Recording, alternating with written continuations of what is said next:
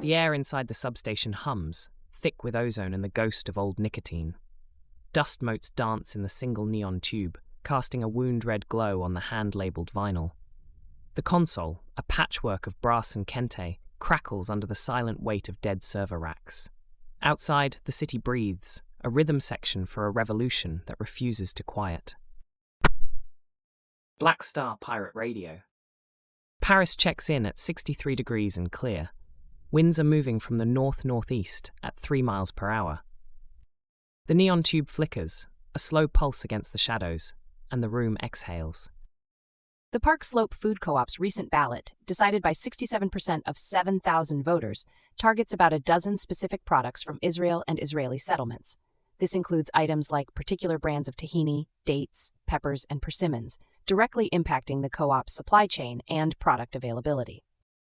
This collective choice by the 17,000-member Brooklyn Cooperative affects various parties. Members who now face altered shopping choices and potential inconvenience, and Israeli producers who lose a market segment. More broadly, it strains the internal harmony of the co-op and tests the boundaries of its mission. This situation is a living experiment in civic architecture. It's not just about groceries.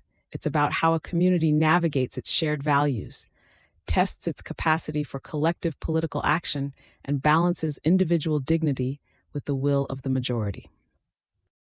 This action creates immediate friction for shoppers and the co-op's internal structure.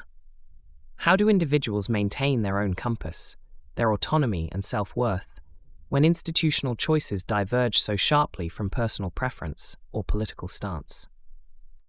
Patching in a caller, the contrarian. You're on the signal.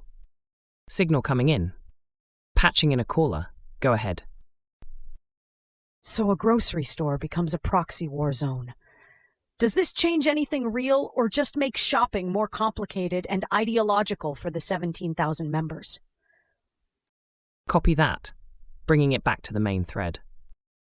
The co-op's chosen next move is to cease stocking specified products from Israeli settlements and certain Israeli brands, affecting about a dozen items. This creates immediate supply chain gaps and mandates a sourcing shift, requiring members to seek alternatives or accept the new product landscape. A viable alternative path prior to this collective choice could have been a member-by-member opt-in boycott or prominent labeling of products from disputed territories, preserving individual purchasing autonomy while still registering collective dissent. Looking ahead, the co-op could pursue a broader next step by facilitating structured dialogue on post-vote reconciliation within its membership and actively exploring direct trade agreements with Palestinian farmers, building new, ethically aligned supply lines as a follow-up action. This would embody a commitment to provenance and dignity beyond just a boycott. Discernment is key here, separating the architectural signal of collective purpose from the potential residue of internal friction.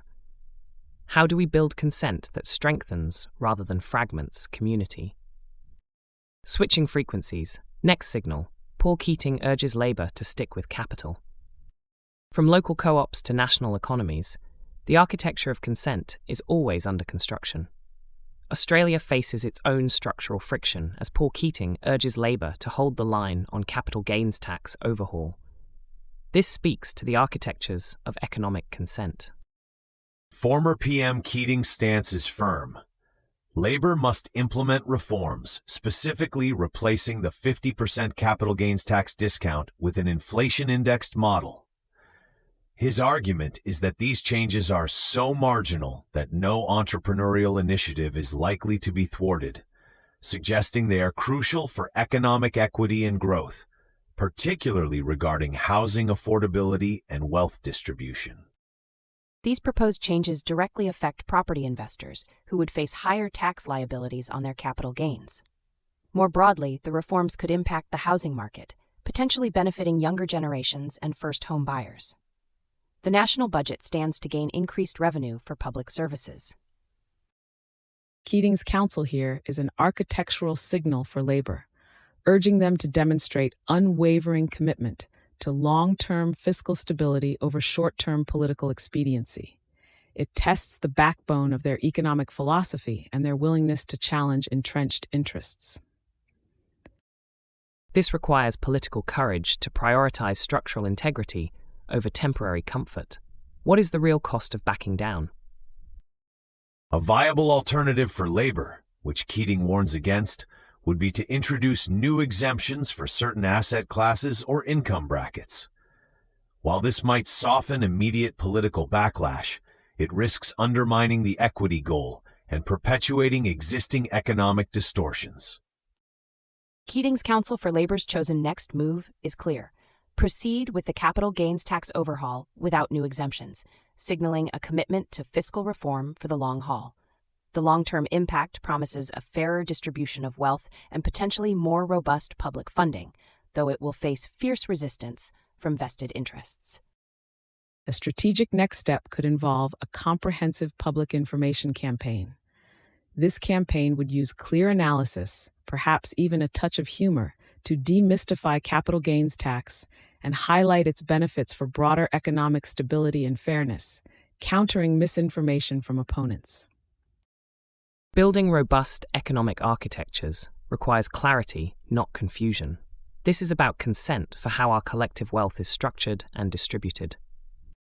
Switching frequencies, next signal, rein in fossil fuel tax concessions, Labour MP. From property markets to energy, the architecture of consent is tested. Speaking of structural imbalances, the call to rein in fossil fuel tax concessions rings out in Canberra, demanding a re-evaluation of provenance for public funds. Labour MP Jerome Lexall is publicly backing reforms that would wind back specific tax concessions, like the diesel fuel rebate, after reports revealed mining giant BHP received $1.5 billion in such credits over 7 years. This scheme allows companies to claim back fuel excise, effectively subsidizing their operations. This practice directly affects average Australian taxpayers, who are effectively subsidizing multi-billion-dollar corporations through lost public revenue. This foregone revenue could otherwise fund vital public services like healthcare, education, or infrastructure. It also affects the environment by continuing to incentivize fossil fuel extraction and usage. This isn't merely about tax numbers. It's about redefining economic priorities and the ethical contract between corporations and the public. It questions whether public funds truly reflect public values and who truly consents to these financial architectures. The numbers are stark, demanding sharp discernment.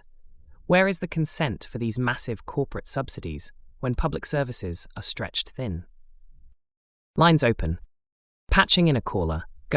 So if BHP is getting billions, what's the actual cost to the average Australian? Are we just shuffling money to big corporations instead of, say, building schools or hospitals? What's the real impact on my wallet and my community? A viable alternative path for the government would be to maintain the status quo, preserving existing incentives for resource extraction industries. This approach, often favored by industry lobbyists, prioritizes short-term economic arguments for corporate competitiveness over long-term fiscal responsibility and environmental concerns. Jerome Lexall's call pushes for a chosen next move by the government to review and potentially repeal these multi-billion-dollar concessions, shifting public funds away from fossil fuel giants. This move, if enacted, would recoup significant public funds, align investment signals with climate goals, but would certainly face fierce resistance from powerful industry lobbies. The playable next step could be a transparent public impact audit of all fossil fuel subsidies. This would translate the abstract cost of tax breaks into tangible impacts on public services, showing exactly what is foregone in terms of schools, hospitals, or renewable energy investments, providing clear analysis for public understanding. The structural integrity of our economies, our communities, and our planet demands this kind of sharp discernment. From local co-ops to national tax policies, the architecture of consent is always under construction, demanding our unwavering autonomy and dignity.